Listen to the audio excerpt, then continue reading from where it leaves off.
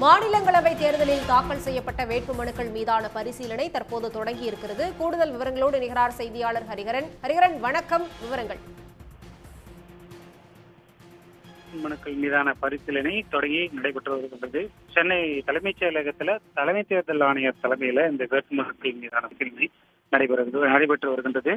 வருகின்ற 16ஆம் தேதி தமிழகத்தில் காலியாக உள்ள 6 மாநிலங்களவை உறுப்பினர் பதவிக்கான தேர்தல் நடைபெறுகின்றது.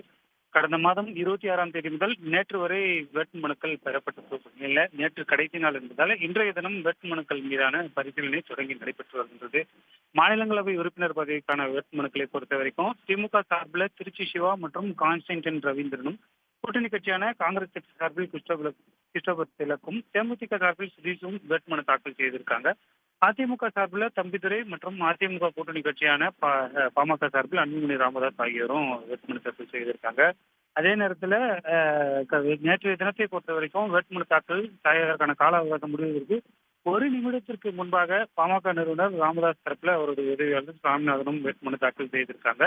ராஜ்யசபா தேர்தலில் போட்டியிடுவதற்காக 6 பேர் சுயேட்சையாகவே வேட்புமனு தாக்கல் செய்திருக்காங்க.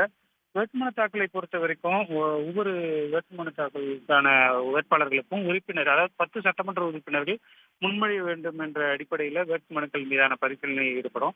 இந்த வேட்புமனு பரிசீலனையை பொறுத்த வரைக்கும் திமுகவிலிருந்து கான்ஸ்டன்டின் ரவீந்திரன் பங்கேற்றிருக்காங்க. அதனை தாண்டி அவர்கள் தரப்புல வழக்கறிஞர் என்ஆர் இளங்கோ மற்றும் வில்சன் ஆகியோரும் இந்த கூட்டத்தில் பங்கேற்றிருக்காங்க. அதே போன்று அதிமுக தரப்புல வழக்கறிஞர் இன்பதுரையும், பாமக தரப்புல வழக்கறிஞர் பாலு ஆகியோரும் இந்த வேட்புமனு பரிசீலனை இருக்காங்க. இதே போன்று காங்கிரஸ் மற்றும் தேமுதிக சார்பிலும் அவர்களது தரப்பு வழக்கறிஞர்களை இந்த வேட்புமனு பரிசீலனையில் இடம்பெற்றிருக்காங்க. வேட்புமனுக்கள் பரிசீலனை தொடர்ந்து நடைபெற்று வருகின்றது. வேட்புமனு மீதான அப்ஜெக்ஷன் ஏதேனும் இருந்துச்சுன்னா உள்ள இருக்கக்கூடிய மற்ற வேட்பாளர் தரப்பு வழக்கறிஞர்களோ எதிர்ப்பு தெரிவித்தால் அந்த வேட்புமனு மீது பரிசீலித்து தலைமை தேர்தல் ஆணையர் முடிவு எடுப்பார் என தெரிவிக்கப்பட்டிருக்குது. வேட்புமனு தாக்கலை திரும்பப் பெறுவதற்கான 9ஆம் தேதி கடைசி நாள் என்பதால் அன்றைய தினமே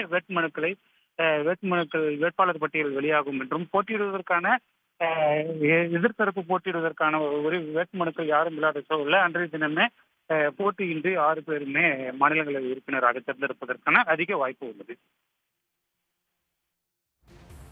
விவரங்களுக்கு நன்றி ஹரிஹரன். உடனுக்குடன் செய்திகளை தெரிந்து கொள்ள சன் நியூஸ் பெல் ஐகானை கிளிக் பண்ணுங்க.